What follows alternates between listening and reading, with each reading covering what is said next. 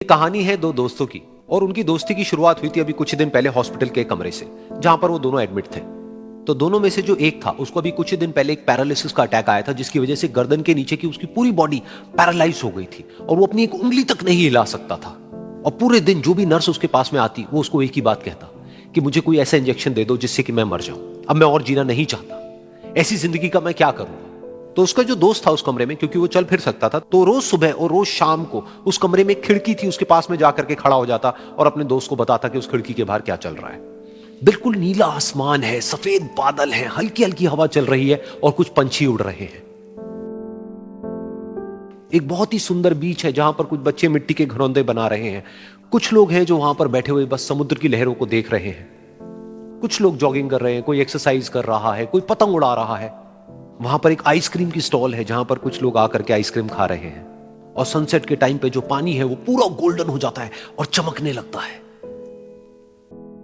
तो शुरू में तो जब उसने वो सब बताना शुरू किया तो उसके दोस्त के ऊपर ज्यादा असर नहीं हुआ, लेकिन धीरे धीरे उसके अंदर जीने की चाह जागने लगी।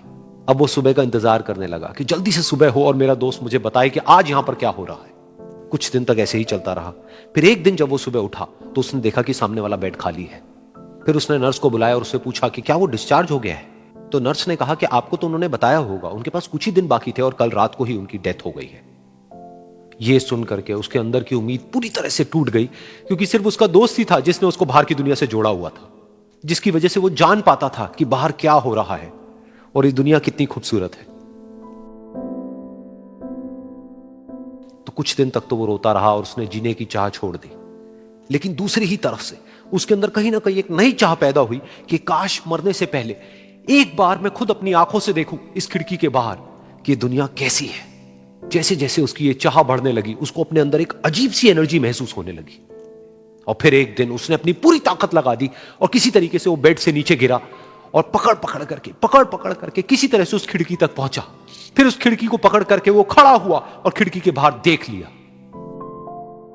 लेकिन खिड़की के बाहर देखते ही वो गुस्से से भर गया। उसने जोर से नर्स को आवाज लगाई और जैसे ही नर्स आई उसने नर्स से पूछा, ये तुमने क्या किया, ये खिड़की के बाहर काली दीवार क्यों खड़ी कर दी। तो नर्स को समझ नहीं आया वो क्या बोल रहा है और वो बोली कि मुझे 5 साल हो गए हैं यहां पर, जब से मैं आई हूं तब से तो ये काली दीवार यहां पर है। तब जाकर के उसको समझ आया कि उसका वो दोस्त उससे झूठ बोल रहा था।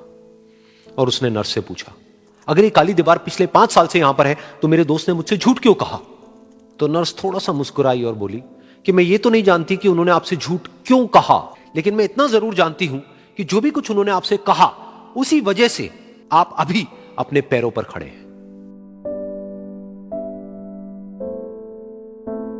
तो इस कहानी से हमको यह सीखने को मिलता है कि जो हमारे शब्द हैं, जो हमारे वर्ड्स हैं, जो हम अपने मुंह से बाहर निकालते हैं, उसमें इतनी पावर है जिसकी कोई हद नहीं है। वो किसी आदमी को गिरा भी सकते हैं और उसको उठा भी सकते हैं।